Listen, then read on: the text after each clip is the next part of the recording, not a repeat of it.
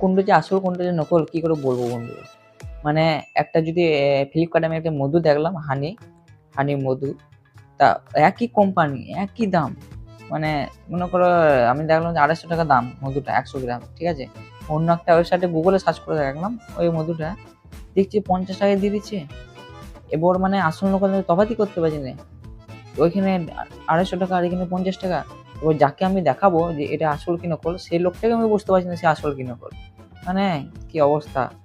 মানে যাকে যে সার্চ করবো এবার ভাবছি যে গুগলটাও আসল না নকল।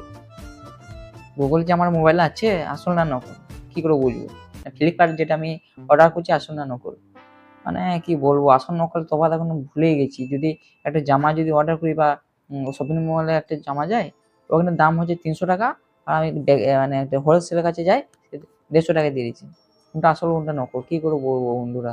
আর লোকটি আসল কি নকল সে মানে বলারই বাইরে। তো বন্ধুরা দেখে শুনে কেনাকাটা করতে হবে।